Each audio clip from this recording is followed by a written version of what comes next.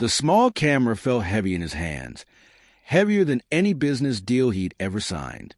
Because this wasn't about money or power. This was about his son's life. Marcus Chen stood alone in his home office, the kind of space that screamed success. Floor-to-ceiling windows framed the glittering city skyline as the sun dipped below the horizon, painting everything in shades of amber and gold. He'd built an empire from absolutely nothing, clawed his way up from poverty, to become one of the most respected CEOs in the country. His decisions moved markets.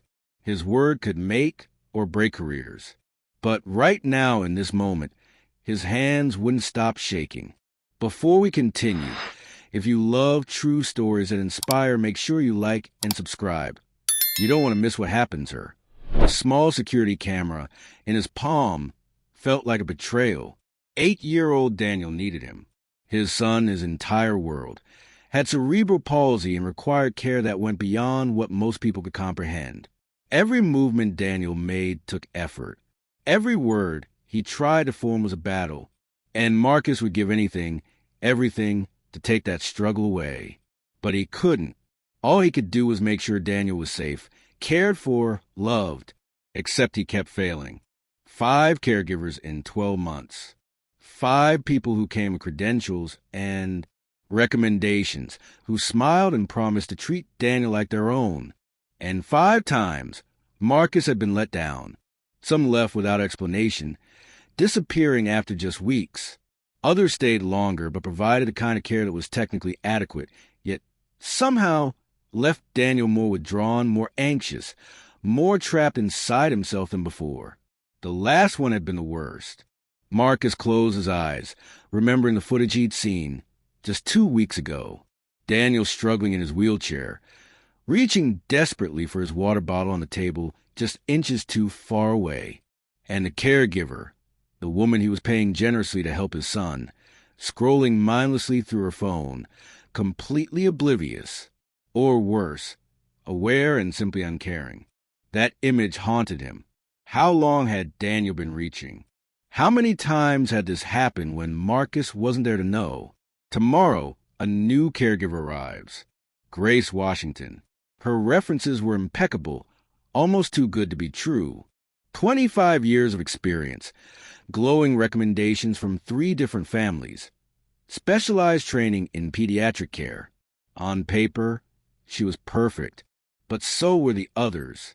Marcus moved the house like a ghost, installing cameras in places no one would think to look.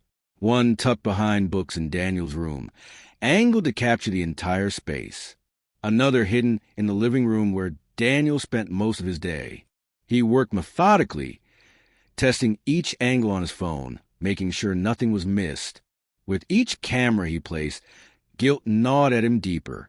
This wasn't the father he wanted to be. He never imagined he'd become the kind of man who spied on the people in his home. But what choice did he have? Daniel couldn't tell him what happened during those long hours when Marcus was trapped in board meetings and business dinners. His son's speech was too affected, his words too difficult to form, especially when he was upset or scared. As Marcus concealed the final camera in Daniel's bookshelf, adjusting it until the lens was completely invisible, a memory struck him with crushing force. Sarah would have known what to do. His wife, Daniel's mother, had possessed an instinct for people that Marcus never had. She could read someone in seconds, see through pretense and performance to the truth underneath. 3 years since the accident, since that drunk driver stole her from them, and Marcus still reached for her in moments like this. Still wanted to ask her advice. Hear her calm voice telling him everything would be okay. But she was gone, and he was alone in this battle. Marcus looked at his reflection in Daniel's bedroom window, the city lights blinking behind him like distant stars. A powerful man brought low by the simplest, most primal need, to keep his child safe. Tomorrow Grace Washington would walk through his door, and those cameras would capture everything. Whatever it takes, Marcus thought, his jaw tightening with resolve. Whatever it takes to protect his son.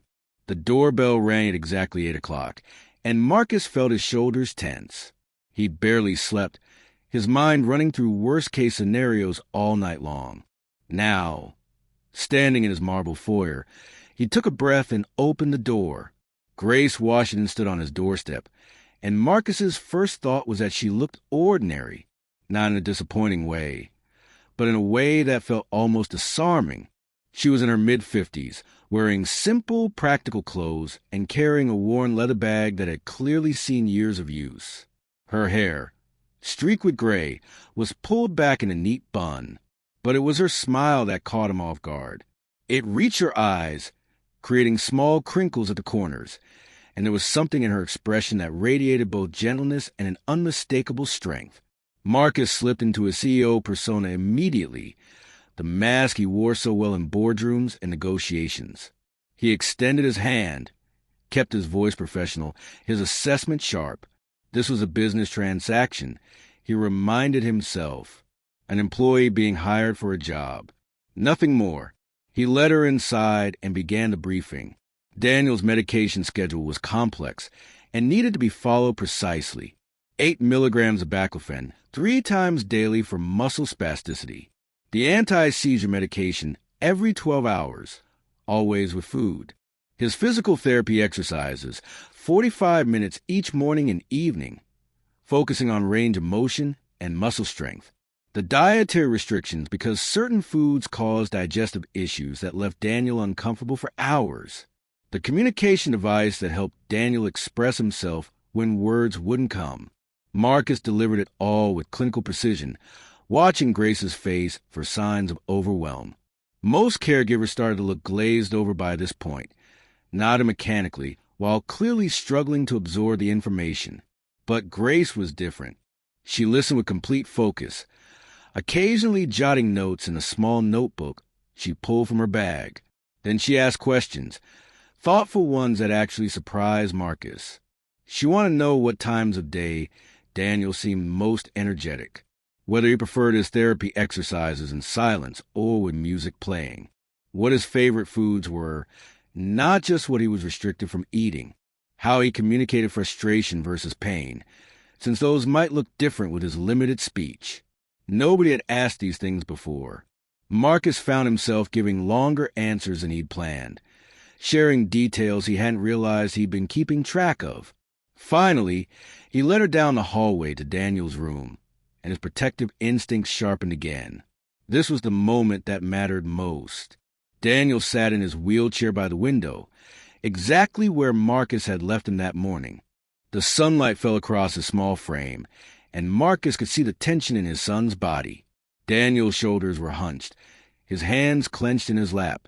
The anxiety had become Daniel's constant companion over the past year, a tightness that never quite left him even in his best moments. Marcus positioned himself where he could watch Grace's approach, cataloging every detail. This was when most caregivers made their first mistakes. They rushed forward with excessive enthusiasm, invading Daniel's space. Or worse, they spoke in that sugary, patronizing tone people often use with disabled children, as if Daniel were much younger than his 8 years, as if his physical challenges meant he couldn't understand perfectly well that he was being talked down to. Grace didn't either. She walked slowly to where Daniel sat, and then, without hesitation, she knelt down, not standing above him, not bending awkwardly from the waist, but fully kneeling so that her eyes were level with his. She stayed there for a moment, letting Daniel see her, letting him adjust to this new presence in his space. Then she spoke, and her voice was warm but not syrupy, respectful but not formal. She introduced herself simply as Grace, told Daniel she was here to spend time with him, and then said something that made Marcus blink in surprise. She started talking about her grandson back home, a boy named Marcus too, who was absolutely obsessed with the same superhero shows Daniel had posters of covering his walls. She pointed to the Spider-Man poster above Daniel's bed and mentioned how her grandson insisted Spider-Man could beat any other superhero in fight, and she'd love to know what Daniel thought about that. For the first time in months, Marcus saw something change in his son's face. The tension didn't disappear entirely, but something flickered in Daniel's eyes. Interest, maybe, or the tiniest spark of curiosity. Daniel's gaze moved from Grace's face to the Spider-Man poster and back again. Marcus felt something twist in his chest. He cleared his throat, announced he needed to leave for the office, and gave Grace's phone number for emergencies. As he walked to his car, his heart was pounding. He slid into the driver's seat, closed the door, and immediately pulled out his phone. His finger hovered over the hidden camera app for just a second before he opened it. The screen divided into multiple feeds, showing different angles of his home. Daniel's room came into sharp focus. Marcus's jaw tightened with determination. Now he would see the truth. Marcus couldn't focus. The quarterly report sat untouched on his desk, numbers blurring together as his attention kept drifting to the phone beside his keyboard. Every 15 minutes, he told himself.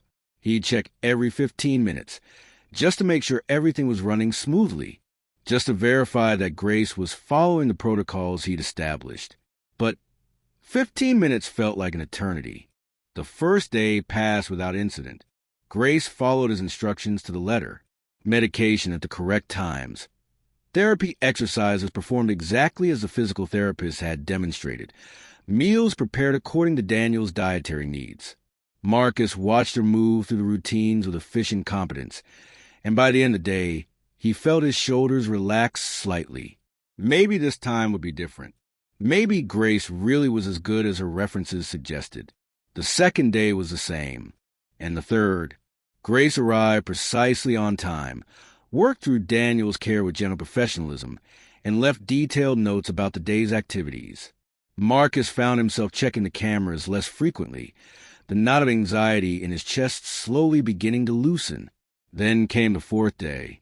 Marcus was in the middle of a conference call with investors from Singapore, half listening to projections about third-quarter growth while his mind wandered. Almost unconsciously, he glanced down at his phone, swiping to open the camera feed. What he saw made his blood turn to ice. Grace had taken Daniel out of his wheelchair. Marcus's heart slammed against his ribs. His finger hovered over the button to end the call, to dial home immediately, to stop whatever was happening. The investors' voices faded to meaningless noise as he stared at the screen, watching Grace lift his son from the safety of his chair. This was exactly what he'd forbidden.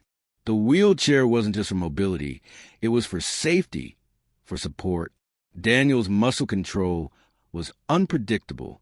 He could spasm unexpectedly, lose his balance, fall and hurt himself in ways that could cause serious injury. Every caregiver received the same explicit instruction.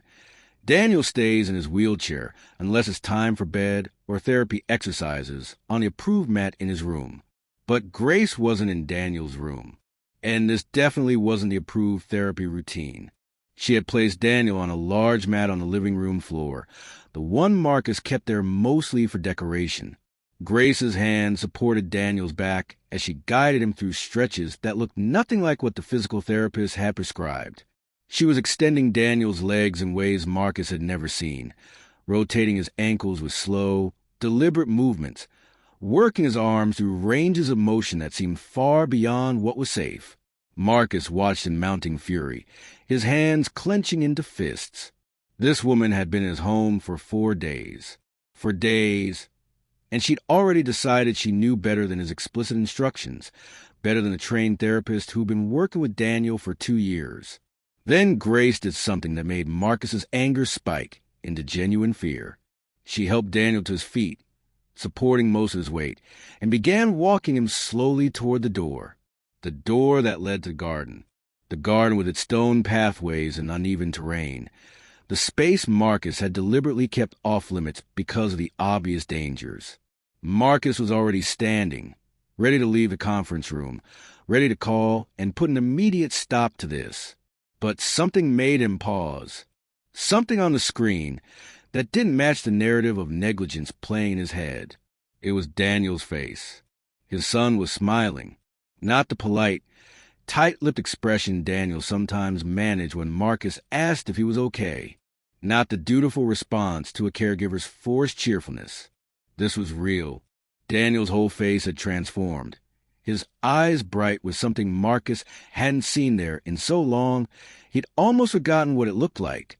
Joy. Marcus sank back into his chair, the investors' voices still droning from the speaker. He muted his microphone and turned up the volume on the camera feed. Holding the phone closer, Grace had taken Daniel outside. The afternoon sun illuminated the garden, catching on the flowers Sarah had planted years ago, the ones Marcus paid a service to maintain, but never visited himself. Grace lowered Daniel carefully to the grass, keeping one hand on his shoulder for support while she helped him touch the ground with his fingers. She was talking to him, her voice soft but clear enough for the microphone to catch. She described what he was feeling. The texture of individual grass blades, cool and slightly damp from the morning watering. The warmth of the sun on their skin, how it felt different than the indirect light that came through windows. The smell of the jasmine blooming nearby, sweet and delicate. Daniel's fingers moved through the grass with wonder, like he was discovering something completely new. His body was still tense, still fighting against muscles that didn't obey the way they should, but there was an engagement in his expression that Marcus realized he'd been missing. When had Daniel last looked truly present like this? When had he last seemed interested in the world around him rather than just enduring it? Marcus wanted to call and stop this.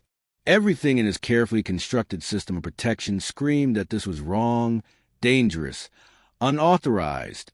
Grace was violating his rules, taking risks with his son's safety without permission. This was exactly the kind of behavior he'd installed the cameras to prevent. But he couldn't look away from Daniel's face. From that smile, the conference call ended without Marcus contributing another word. He sat in his office as the afternoon light slanted through the windows, his phone in his hand, watching as Grace continued to work with Daniel in ways that broke every rule Marcus had established. She took him to the garden, helping him touch different plants, describing their textures and scents. She supported him as he attempted to stand on the grass, his legs shaking with effort, but his determination visible in every line of his small body. And through it all, Daniel kept smiling. Marcus felt something crack inside his chest, a fissure opening in the wall of certainty he'd built around his approach to Daniel's care. He'd been so focused on keeping his son safe, on preventing any possible harm, on maintaining strict control over every aspect of Daniel's environment. He'd created protocols and schedules and boundaries, all designed to protect Daniel from a world that could hurt him in so many ways. But watching his son's face on that screen, Marcus was forced to confront a devastating question he'd been avoiding for 3 years. In trying to keep Daniel safe from everything, had he been keeping him safe from living? The anger was still there, simmering beneath his confusion.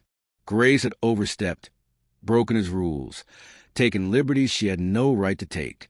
As Daniel's father and her employer, he had every reason to confront her, to demand an explanation, to potentially fire her on the spot.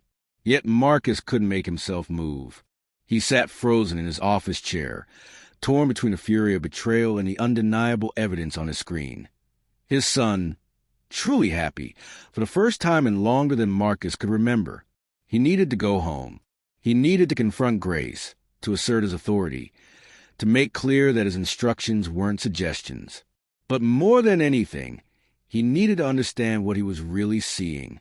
Because if he was honest with himself, in this moment watching Daniel laugh as Grace helped him feel the wind on his face, Marcus wasn't sure anymore what protecting his son actually meant. Marcus left the office 2 hours early, something he never did. His assistant looked startled when he grabbed his coat and headed for the elevator without explanation. The drive home felt surreal, his mind rehearsing the confrontation ahead, while his hands gripped the steering wheel too tightly. He had every right to be angry.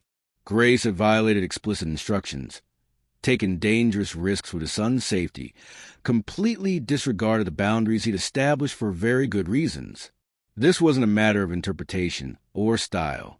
This was insubordination, pure and simple. And when it came to Daniel's well-being, there was no room for freelancing. Marcus pulled into his driveway and sat for a moment, composing himself. He would be firm but professional, clear about expectations. This couldn't continue, no matter what he'd seen on that screen, no matter how Daniel had smiled. But when he opened the front door, the sound that greeted him stopped him in his tracks. Laughter, real, genuine laughter echoing through his house. Marcus followed the sound, his prepared speech already beginning to dissolve. The living room had been completely transformed. Grace had pushed the leather furniture against the walls, creating an open space in the center of the room. She'd used the sofa cushions, throw pillows, and soft blankets to construct what looked like an obstacle course, a winding path of different textures and heights. And Daniel was moving through it. His son was on the floor, supported by Grace's steady hands, attempting to navigate from one cushion to the next. Every movement was labored, Daniel's body fighting against itself with each inch of progress. But his face was alight with determination and excitement. He was trying, really trying, with an enthusiasm Marcus hadn't witnessed since before Sarah's death. Grace noticed Marcus in the doorway. Her expression didn't show surprise or guilt. Instead, there was a calm acknowledgement in her eyes, an understanding that this moment had been inevitable. She helped Daniel into a comfortable seated position against a pile of cushions, made sure he was stable, and then turned to face Marcus. The words came out harder than Marcus intended, sharp with the anger he'd been carrying all afternoon. Why was she breaking his rules? Why was she doing exercises that weren't part of Daniel's approved therapy routine? Why had she taken his son outside against his explicit instructions? Did she understand that he'd hired her to follow a specific care plan, not to improvise based on her own ideas about what Daniel needed? Grace let him finish. She didn't interrupt, didn't make excuses, didn't try to deflect. She simply stood there, absorbing his frustration with a patience that somehow made Marcus feel both validated and slightly foolish at the same time. When he finally ran out of steam, Grace spoke, and her voice carried a quiet strength that commanded attention without demanding it. She told him she understood his anger. She told him she knew she'd overstepped the boundaries he'd established, and that, technically, he had every right to fire her on the spot. But then she said something that hit Marcus like a physical blow. She'd been a caregiver for 30 years, 3 decades of working with children and adults who faced challenges that most people couldn't imagine. And in that time, she'd seen a pattern repeat itself over and over, a pattern she couldn't stay silent about anymore. She'd seen parents, good parents who loved their children desperately, build cages around them. Not physical cages, but cages made of fear and protection and caution. Cages constructed with the best intentions, designed to keep their children safe from a world that could be cruel and dangerous and unforgiving. Cages that slowly suffocated the very thing they were meant to protect. Grace's eyes held Marcus's, unflinching. She told him that Daniel wasn't fragile glass about to shatter at the slightest impact. Yes, he had cerebral palsy.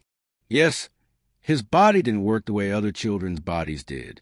Yes, he needed support and care and accommodation. But underneath all of that, he was still a little boy. A little boy who needed to feel grass under his fingers and sun on his face.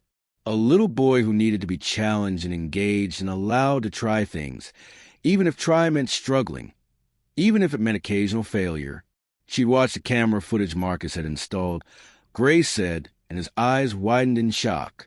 She'd noticed a small lens hidden in the bookshelf her second day, spotted another one in the living room by the third. She understood why they were there, didn't judge him for the surveillance. Trust had to be earned, especially when it came to our children. But what the cameras couldn't capture, what Marcus couldn't see from his office in the city, was what was happening inside Daniel. His son was withering, Grace said, and the word landed like a hammer. All the safety protocols, all the restrictions, all the careful management of his environment. They were keeping Daniel alive but not letting him live. There was a difference, and it was a difference that mattered desperately. Marcus wanted to argue. He wanted to explain about the previous caregivers, about the neglect he'd witnessed, about his responsibility to prevent Daniel from being hurt. He wanted to defend the system he'd created, the boundaries he'd established after so much thought and research in consultation with medical professionals. But Grace wasn't finished. She told him about the physical therapy exercises she'd been doing with Daniel, the ones that looked so different from the approved routine. They were based on newer research about neuroplasticity and movement therapy for children with cerebral palsy, techniques that focus on engagement and motivation rather than just mechanical repetition. The stretches she'd done weren't random. They were carefully designed to work with Daniel's specific muscle patterns. And yes, they involved some risk, but calculated risk that was far outweighed by the potential benefits. She told him about taking Daniel outside, about the sensory input that was crucial for his development, about how children with limited mobility often became trapped in indoor environments that dulled their connection to the world. She'd assessed the garden carefully before taking him out, noted which paths were safest, understood exactly how much support Daniel needed to explore that space without real danger. Marcus felt his certainty crumbling. He looked past Grace to where Daniel sat watching them, and his son's expression was impossible to read. Was it fear that Marcus would make Grace stop? Was it hope that he'd allow this to continue? Grace took a step closer, her voice softening. She told Marcus she wasn't trying to undermine him or prove he was wrong. She recognized that he'd been doing everything he could think of to protect his son, especially after losing his wife. But sometimes, she said gently, protecting someone meant something different than we initially thought. Sometimes it meant giving them space to grow, even when that space felt terrifying to us. She asked Marcus a question that cut straight through every defense he had. When was the last time he'd seen Daniel truly happy? Not comfortable, not adequately cared for, but genuinely joyful and engaged with life? Marcus couldn't answer. He stood there in his transformed living room, surrounded by cushions and blankets that had turned his carefully ordered space into something chaotic and alive, and he had no answer. Grace's expression shifted, becoming even more gentle. She told him that she had a daughter once, a beautiful girl named Naomi who had Down syndrome. And for 24 years, Grace had loved her and cared for her, and she admitted with pain in her voice, kept her too safe. She'd said no to so many experiences because they seemed risky or difficult or potentially overwhelming. She prioritized Naomi's safety over her joy, her comfort over her growth. Naomi had passed away 2 years ago from a heart condition common to people with Down syndrome. And in those final months, as Grace sat beside her daughter's hospital bed, Naomi had said something that haunted her still. She'd told her mother that she wished she'd been allowed to try more things, to fail at more things, to live more fully even if it had been harder or scarier. Grace's voice broke slightly as she told Marcus that every child she cared for now was a second chance, a chance to do better, to let them experience life instead of just surviving it. She couldn't give Naomi those experiences anymore, but she could give them to Daniel and to every other child who came into her care. The anger had drained completely from Marcus's body, replaced by something more complex and painful. He looked at his son, really looked at him, and saw the tension in Daniel's small frame, the way he was holding himself so carefully, waiting to see what his father would decide. Marcus thought about Sarah, about how she would have handled this moment. She wouldn't have built so many walls. She would have found the balance he'd lost, the space between protection and prison. He didn't have an answer yet, didn't know exactly how to move forward.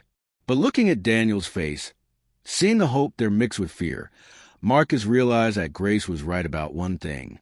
He'd been so focused on keeping his son safe that he'd forgotten to let him be alive. Marcus lay in the darkness of his bedroom, the blue glow of his phone screen illuminating his face. It was past midnight, then 1 o'clock, then 2. Sleep felt impossible.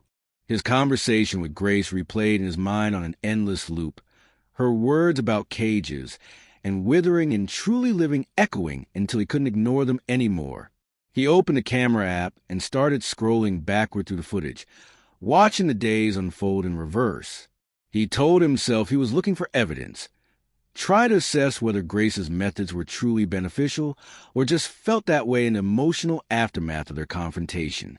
But as the hours passed and the night grew deeper, Marcus found himself watching something entirely different. He saw Grace talking to Daniel, really talking to him. Not the simplified, directive communication most caregivers used, the kind that reduced Daniel to a series of tasks and needs. Grace asked Daniel questions, real questions about what he wanted, what he thought, how he felt about things. She waded through his slow, effortful responses with perfect patience, never finishing his sentences or rushing him along. She treated his opinions as valuable, his preferences as legitimate, his thoughts as worthy of genuine consideration. Marcus watched her read to Daniel from books that definitely weren't on the approved list. Adventure stories about kids climbing mountains and exploring caves. Fantasy tales about heroes overcoming impossible odds. Books filled with action and excitement and risk. The kind of stories Marcus had unconsciously steered away from because they felt like cruel reminders of everything Daniel couldn't do. But Daniel's face in the footage showed complete absorption, his eyes tracking Grace's expressions as she gave different voices to different characters, his body leaning forward with interest despite the effort that movement required. He saw her singing during therapy exercises, turning the repetitive stretches into something that looked less like medical intervention and more like a dance. Simple songs, sometimes silly ones that made Daniel attempt to laugh even while his muscles strained. The exercises were getting done, Marcus noted, but they'd been transformed into something Daniel participated in rather than endured. Then Marcus noticed something that made him pause the footage and rewind. In the quiet moments, when Grace thought Daniel was occupied with a toy or focused on his communication device, her cheerful demeanor would crack. He watched her sit by the window, sunlight streaming across her face, and saw tears slide down her cheeks. She'd pull a photograph from her pocket, something small and worn from being handled too often, and stare at it with an expression of such profound grief that Marcus felt like he was intruding on something sacred. Her shoulders would shake with silent sobs, her hand pressed against her mouth as if physically holding the pain inside. Then there was the medication. Marcus zoomed in on the footage, watching as Grace retrieved a prescription bottle from a hidden pocket in her bag. Her hands trembled as she opened it, shaking as she swallowed the pills with water from the kitchen. She'd lean against the counter afterward, eyes closed, taking deep breaths like someone trying to steady themselves against an invisible storm. Marcus felt his chest tighten with a realization that felt almost like shame. Grace was carrying her own pain, her own story, her own struggles. And he'd never asked, never thought to ask. He'd evaluated her credentials, checked her references, established his requirements, and assumed that was enough. He'd treated her like a service provider, a tool to meet his needs, never considering that she was a complete person with her own losses and battles. The daughter she'd mentioned, Naomi, the regrets about keeping her too safe. It wasn't just a philosophical point Grace had been making during their argument. It was personal, carved from her own experience, shaped by her own grief. Marcus closed the camera app as dawn light began filtering through his windows. He hadn't slept at all, but he felt strangely alert, wired with a clarity that came from finally seeing what had been in front of him all along. He showered and dressed, but instead of heading to the office as he normally would, Marcus stayed home. When Grace arrived at 8 o'clock, he was waiting in the kitchen with coffee brewing, and he could see the surprise in her eyes. They needed to talk, he told her, but not about rules or protocols or therapy techniques. He asked her the question he should have asked from the very beginning, the question that mattered more than any credential or reference ever could. Why did she do this work? What drove her to care for children like Daniel, to pour so much of herself into families that weren't her own? Grace was quiet for a long moment, her hands wrapped around the coffee mug he'd offered her. When she finally spoke, her voice was soft but steady, the voice of someone who'd traveled through deep grief and come out the other side changed. She told him about Naomi. 24 years of loving a daughter who saw the world differently, who moved through life at her own pace, who needed support but also needed space to become herself. Grace described the constant fear that shadowed her parenting, the worry that something would happen, that Naomi would be hurt or overwhelmed or face cruelty from a world that didn't always understand. So Grace had kept her close, had said no to opportunities that seemed too risky, had chosen safety and predictability over adventure and growth. She thought she was being a good mother, protecting her daughter from potential harm. But as Naomi grew older and then grew sick, as her heart condition worsened and the end became inevitable, she told Grace something that shattered every assumption Grace had built her parenting on. Naomi said she wished she'd been allowed to try more things, to fail at more things, to live more fully even if it had been harder or scarier. Grace's eyes glistened with unshed tears as she told Marcus that she couldn't give those experiences to Naomi anymore. That chance was gone, lost to time and choices that couldn't be unmade. But every child she cared for now was a second chance to do better, to honor what she'd learned too late. Every time she helped a child feel grass under their fingers or encouraged them to try something difficult, she was giving them what she denied her own daughter. She was letting them truly live. Marcus sat across from Grace in his pristine kitchen, and for the first time since she'd arrived, he wasn't evaluating her as an employee. He was seeing her as a person, someone shaped by loss and regret and hard-won wisdom, someone who understood his fear because she'd lived it, who knew what it cost to protect too much because she'd paid that price herself, and someone who was trying to save his son from the same fate. The shift didn't happen overnight. Marcus didn't suddenly abandon every precaution or dissolve all the boundaries he'd carefully constructed. But something fundamental changed in the days following his conversation with Grace, a crack in the foundation of fear he'd been building on for 3 years. He started coming home earlier, not to check on Grace, not to verify compliance with his protocols, but to participate. The first time he walked through the door at 3 in the afternoon instead of 7 in the evening, Grace looked up from where she was helping Daniel work on a puzzle and simply smiled, as if she'd been expecting this all along. Grace became his teacher in ways he hadn't anticipated. She showed him the exercises she'd been doing with Daniel, explaining the philosophy behind each movement. It wasn't just about stretching muscles or maintaining range of motion, though those things mattered. It was about giving Daniel agency over his own body, helping him understand what he was capable of rather than just managing his limitations. Marcus knelt on the mat beside his son, mimicking Grace's gentle guidance as she demonstrated how to support Daniel through a movement without controlling it. The distinction felt subtle but crucial. His instinct had always been to do things for Daniel, to minimize his struggle. Grace was teaching him to do things with Daniel, to be present in the effort rather than trying to eliminate it. She explained the concept of neuroplasticity, how Daniel's brain could form new pathways if given the right kind of stimulation and challenge. The approved therapy routine Marcus had been following was good, Grace assured him, but it was also limited. It treated Daniel's body as a machine to be maintained rather than a living system capable of adaptation and growth. Marcus found himself asking questions he'd never thought to ask before, not just about techniques and schedules, but about Daniel himself. What did Grace notice about when Daniel seemed most engaged? What frustrated him? What brought him joy? She answered each question thoughtfully, revealing observations she'd been collecting since her first day, a portrait of his son that was somehow more complete than the one Marcus had been carrying in his own mind.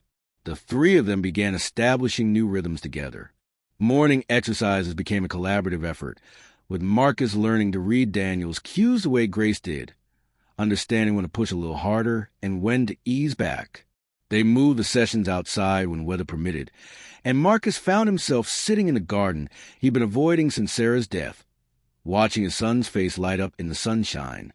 Grace talked while they worked, sharing stories about her life with an ease that made Marcus realize how little he usually connected with the people around him.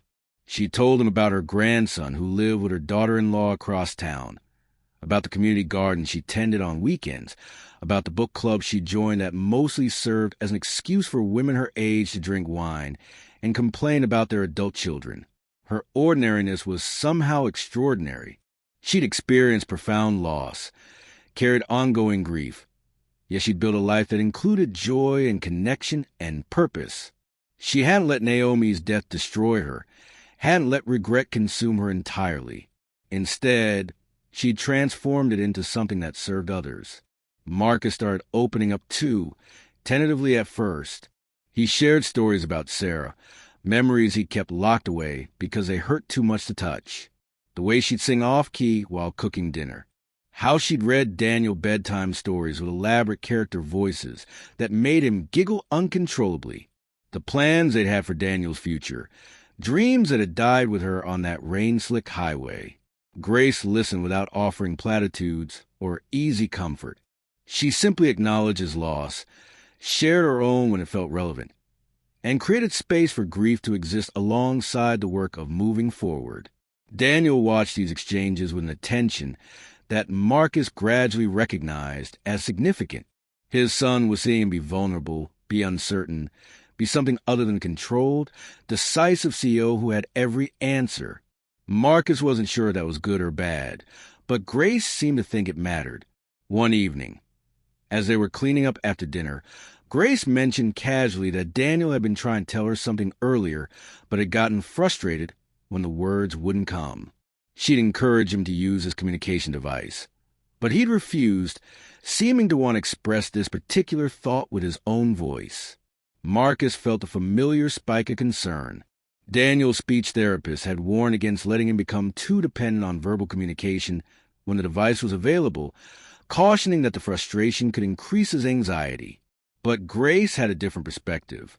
She told Marcus that sometimes the struggle to communicate verbally was about more than just conveying information. It was about Daniel asserting his own voice, literally and figuratively. Yes, the device was an important tool, and yes, it reduced frustration in many situations. But there were moments when effort of speaking mattered, when Daniel needed to feel like his own voice, imperfect and difficult as it was, had value. Marcus thought about all the times he'd rushed to hand Daniel the device, eager to eliminate his struggle.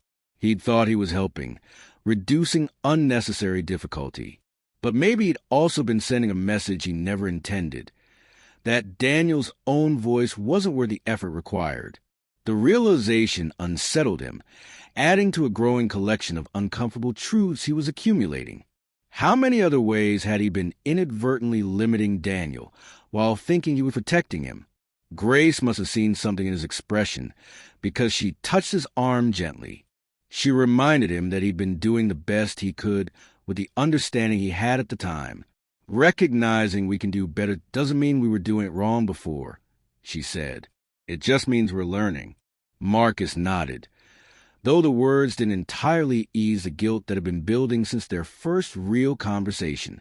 He'd been so certain of his approach, so convinced that strict control and careful management were the only responsible way to care for Daniel. Dismantling that certainty felt destabilizing, like losing his footing on ground he thought was solid. But there was something else emerging beneath the discomfort, something he was almost afraid to acknowledge. For the first time since Sarah's death, Marcus felt like he was actually connecting with his son, rather than just caring for him. The distinction seemed small, but felt enormous.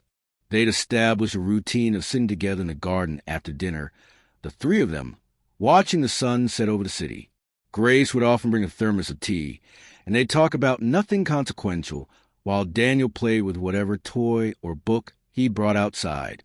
The conversations wandered naturally, touching on current events and childhood memories and observations about the neighbors' cats who occasionally wandered through the yard.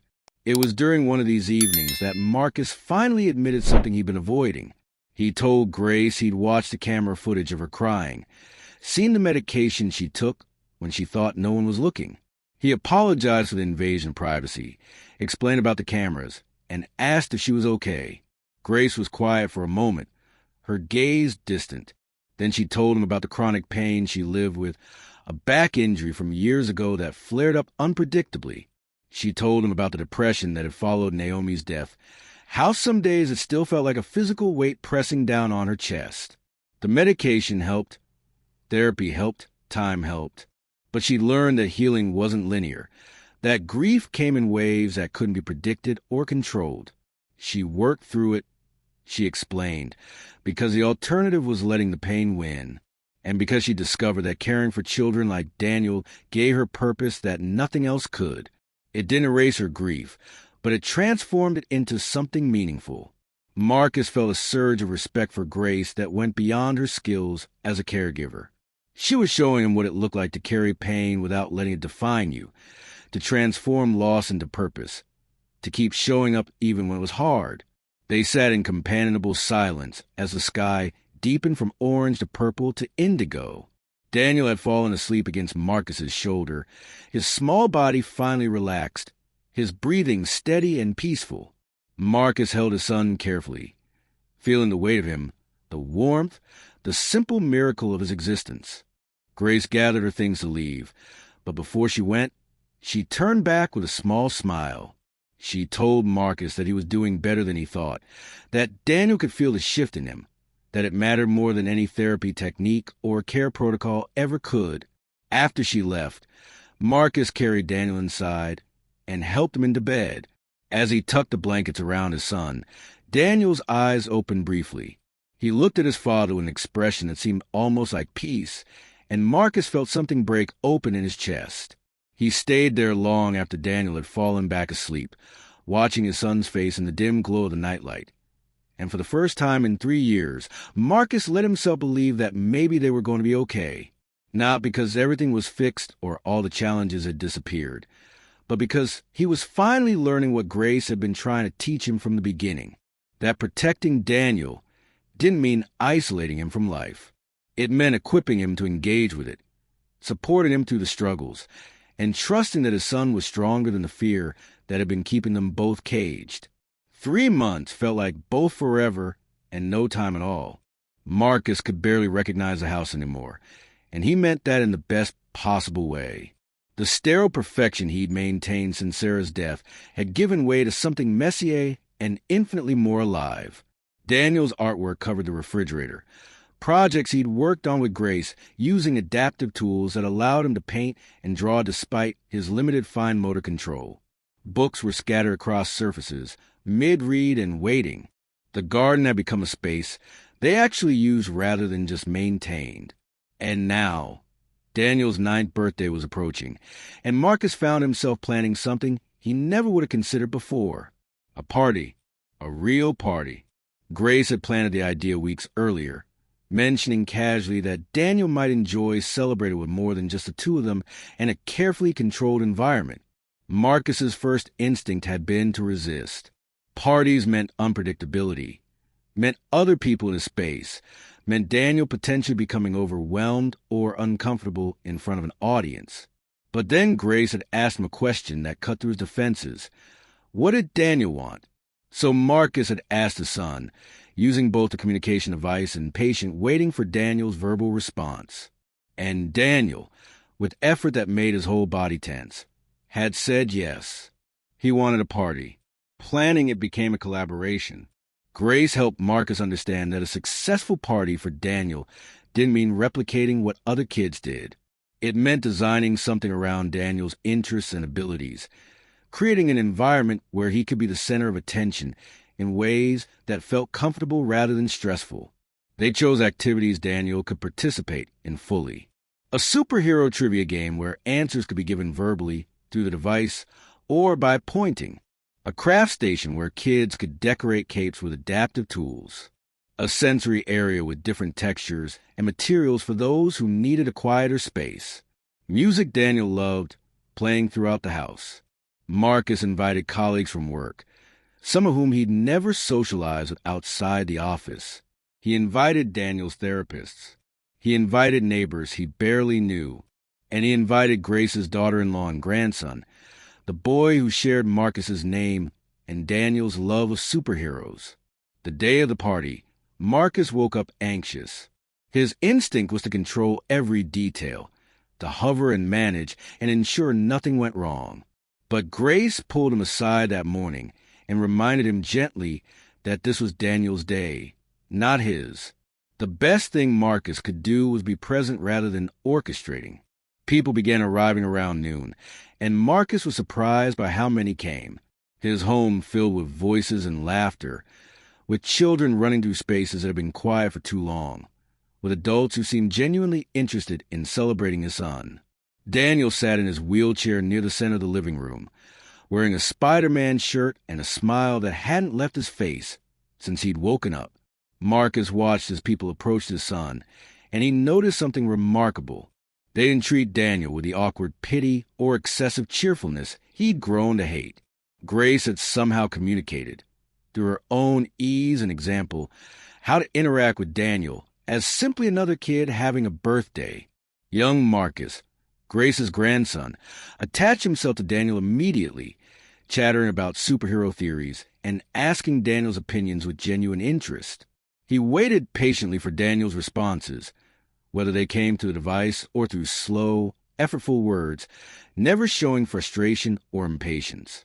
The two boys were soon deep in debate about whether Captain America or Iron Man was the better leader, and Marcus felt his throat tighten watching his son engage so completely. The activities flowed naturally. Kids moved between stations, some staying close to Daniel to include him, others playing independently while checking in periodically. Adults mingled in the kitchen and garden, and Marcus found himself in actual conversations rather than the superficial exchanges he usually managed at work functions.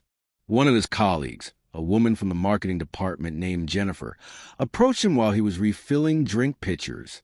She thanked him for inviting her family, said her daughter had been talking all week about Daniel's party. Then she mentioned, almost casually, that her sister's son had autism and how isolating it could feel sometimes, how rare it was to find spaces where her nephew could just be himself without judgment. Marcus realized he'd worked with Jennifer for 4 years and never known this about her family. Never asked, never created space for that kind of connection. He'd kept everything compartmentalized, work separate from personal, his struggles private and unshared. It felt like protection, but now it just felt lonely. The party reached its peak when it was time for cake. Grace had helped Daniel choose a design, an elaborate superhero scene that probably cost more than Marcus wanted to think about, but was absolutely worth it for the wonder on his son's face. Everyone gathered around singing, and Marcus stood beside Daniel's wheelchair with his hand on his son's shoulder. As the song ended and Daniel prepared to blow out the candles, Marcus noticed something that made his heart stop. His son was trying to stand. Daniel's hands gripped the arms of his wheelchair, his legs trembling with effort as he attempted to push himself up. Marcus's first instinct was to stop him, to warn him about falling, to keep him safe in the chair. But Grace was already there, moving smoothly to Daniel's side. She didn't lift him or take over. She simply provided support, her hands ready to catch him, but letting Daniel do the work himself. And with effort that brought tears to Marcus's eyes, his son stood, shakily, supported, but standing on his own feet as he leaned forward to blow out the candles. The room erupted in applause, but it wasn't the patronizing kind that made Marcus's skin crawl. It was genuine celebration, people recognizing the significance of what they'd just witnessed. Daniel's face glowed with pride and accomplishment, and as Grace helped him settle back into his chair, he looked up at his father with an expression that said everything words couldn't. The party continued for another hour, winding down naturally as kids grew tired and parents began making their exit. Marcus thanked each person for coming, and he meant it in ways that surprised him. These people had shown up for his son, had treated Daniel with dignity and genuine interest, had created an afternoon of joy that Marcus knew Daniel would remember. As the last guest left and Grace began helping clean up, Marcus told her to stop. They could handle the mess tomorrow. Instead, he suggested they sit in the garden, the three of them, and watch the sunset like they'd gotten in the habit of doing. They settled into their usual spots, Daniel between them with the satisfied exhaustion of someone who'd been truly celebrated. The evening air was cool and gentle, carrying the scent of jasmine and the distant sounds of the city settling into night. Grace looked at Marcus with that knowing smile she developed, the one that said she understood what he was feeling even when he couldn't articulate himself. She commented that it had been a good day, and Marcus found himself laughing, because that was such an understatement. It had been more than good. It had been transformative. Watching Daniel surrounded by people who saw him rather than just his disability, watching his son stand on his own feet to blow out birthday candles, watching the joy on his face throughout the afternoon, Marcus understood something he'd been resisting for months. Grace had been right from the beginning. Daniel wasn't fragile. He wasn't glass about to shatter. He was a child who needed support, yes, but who also needed challenge and risk and the opportunity to try things even when success wasn't guaranteed. The wheelchair, the protocols, the careful management of his environment, they all had their place. But they weren't meant to be walls that kept the world out. They were meant to be tools that helped Daniel engage with the world more fully. Marcus thought about the man he'd been 3 months ago, standing in his office installing hidden cameras because he trusted no one and feared everything. That man had been drowning in grief and terror, convinced that control was the only way to keep his son safe. That man had been building a prison while calling it protection. He wasn't that man anymore. Or rather, he was that man learning to be different, learning that love sometimes meant loosening your grip rather than tightening it, that safety and growth weren't opposites but partners. Daniel's eyes were closing, his head drooping against Marcus's shoulder. Grace stood to leave, gathering her bag and cardigan, but Marcus stopped her. He needed to say something, needed to find words for the gratitude that had been building in his chest for months. He told her that she'd saved them, not just Daniel, but both of them. She'd walked into their lives and refused to accept the limitations Marcus had imposed, had pushed back with gentle insistence until the walls he'd built started to crumble. She'd shown him what his son was capable of, but more importantly, she'd shown him what kind of father he could be if he was brave enough to try. Grace's eyes glistened, and she reached out to squeeze his hand. She told him that she hadn't saved anyone.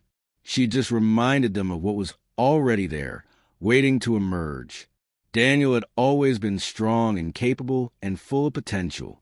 Marcus had always been a father who loved his son desperately. They just needed someone to hold up a mirror and show them what they couldn't see themselves. She reminded him that the work wasn't finished. There would be hard days ahead, setbacks and challenges and moments when fear would try to reclaim its hold. But now Marcus knew the difference between protecting and imprisoning, between helping and controlling. He knew how to ask Daniel what he wanted instead of deciding for him. He knew how to let his son struggle when the struggle had purpose. Most importantly, Marcus had learned that he didn't have to do this alone, that asking for help wasn't weakness, that accepting guidance wasn't failure, that letting someone else see his vulnerabilities didn't diminish him. As Grace left and Marcus carried his sleeping son inside, he passed by the bookshelf where that first hidden camera still sat, lens pointed at empty space. He'd stopped checking the feeds weeks ago, had almost forgotten they were there. Tomorrow he'd remove them, he decided. He didn't need surveillance anymore. He needed trust. Marcus tucked Daniel into bed, pulling the blankets up and smoothing his son's hair back from his forehead. He stayed there for a moment, watching Daniel sleep with the peaceful expression of a child who felt safe and loved and genuinely happy. The lesson settled over Marcus with quiet certainty, the understanding he'd fought against and finally surrendered to. Love isn't about building walls high enough to keep out every possible danger. It's about building bridges strong enough to help someone cross into their own life. It's about knowing when to hold on and when to let go, when to carry someone and when to walk beside them, when to protect and when to trust. And sometimes the greatest act of love is admitting you don't have all the answers, opening your door to someone who sees what you cannot, and having the courage to learn that the cage you built to keep your child safe might be the very thing they need freedom from. Marcus had been so focused on keeping Daniel safe from the world that he'd nearly kept him safe from living. But Grace had shown him there was another way, a way that honored both caution and courage, both protection and possibility. Daniel stirred slightly in his sleep, a small smile still playing at the corners of his mouth, and Marcus knew with absolute certainty that his son was going to be okay.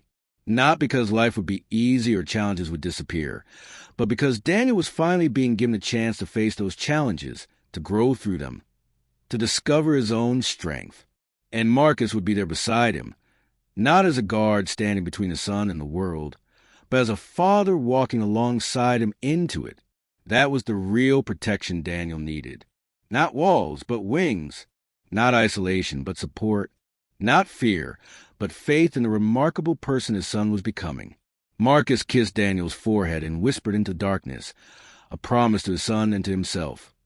I see you now, and I'll never stop you from living again. If this story moved you, hit that like button and share it with someone who needs this reminder today. Subscribe for more powerful stories that challenge how we think about love and protection. And tell me in the comments where you are watching from.